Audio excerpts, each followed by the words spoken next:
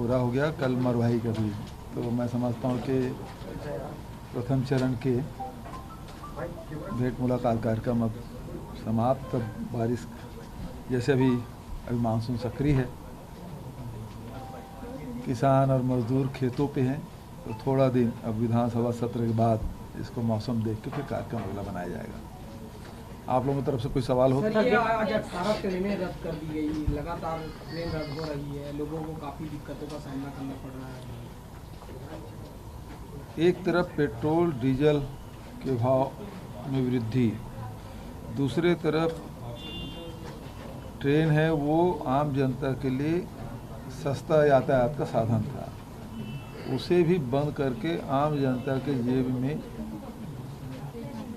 डाका डालने का काम सरकार कर रही है। क्योंकि पेट्रोल और डीजल यदि टैक्सी किराया करके जाएंगे तो बहुत कीमत उसको देना पड़ेगा। सर, इथेनॉल प्लांट बनाने के बाद क्या सरकार ने डीजल कैसे देखें? सर, ये ट्रेन से एक संबंधित सवाल रहेगा सर। आपने ट्वीट में एक नए शब्द का उपयोग भी किया है, सैडिस्ट करके आपने ट्वीट भी किया, तो ट्रेनें रद्द हो रही है उसको लेकर। हाँ, तो ये तो मतलब सैडिस्ट यही है। सैडिस्ट मतलब क्या, परपीड़क, जो दूसरे की पीड़ा से आनंद आया जिसको। तो गरीब जनता जो यात्रा कर रहे हैं और वो सस्ता उसको यातायात का साधन है, उसे आप छीन लिए तो आम जनता की पीड़ा पहुंच रही है, उसको मज़ा आ रहा है।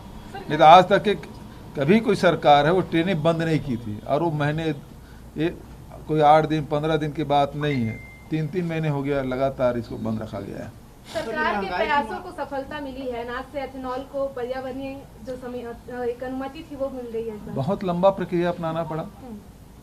ये रसोई गैस के दाम में फिर वृद्धि हो गई है। लोग वैसे महंगाई का मार है, 50 रुपये फिर एलपीजी में बढ़ गया 50 रुपये।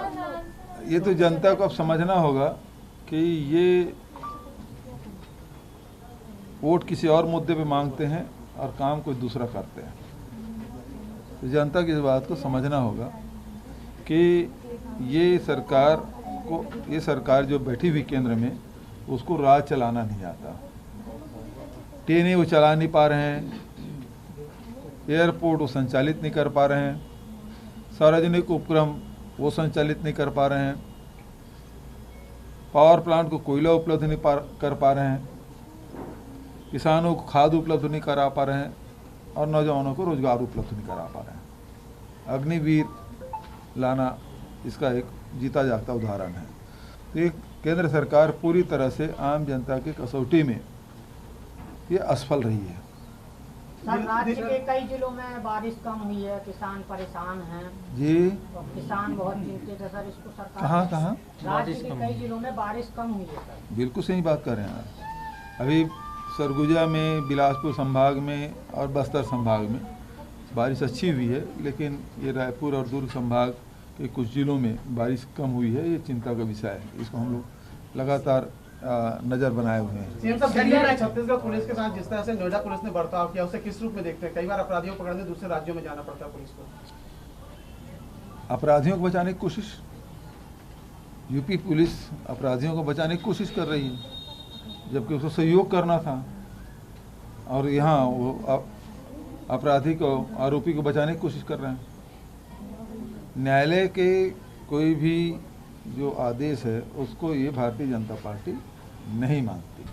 अभी जिस प्रकार से अभी जो दिल्ली पुलिस पकड़ने गई थी उसमें वो बाधा उत्पन्न किए।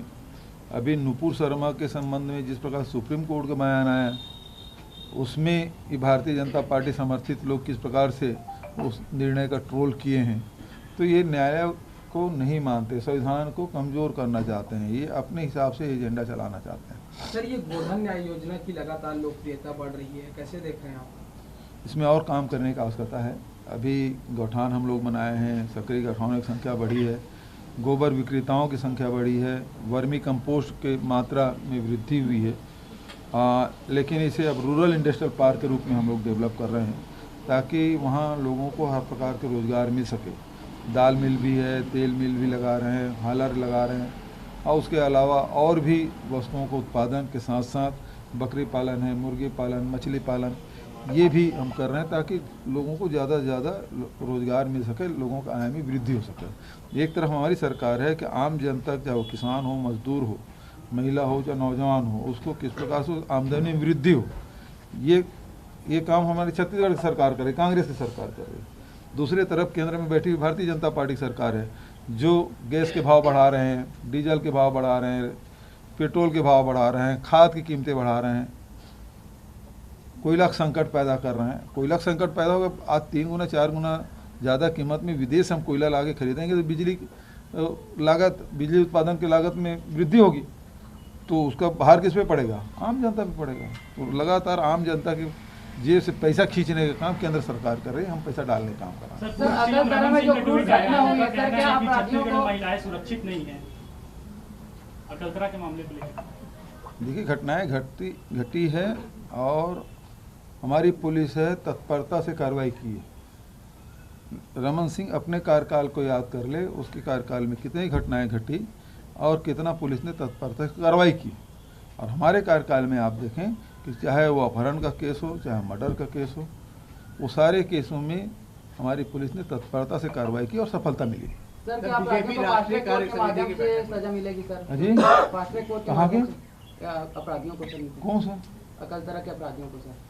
अभी मैं देख लेता हूँ, उसको पूरा अध्ययन कर लेता हूँ, फिर मैं बीजेपी राष्ट्रीय कार्य समिति की बैठक हुई थी। छत्तीसगढ़ बीजेपी के नेता 7 सूत्री फार्मूला लेकर आए, तो उनका कहना यहाँ इम्प्लीमेंट करेंगे।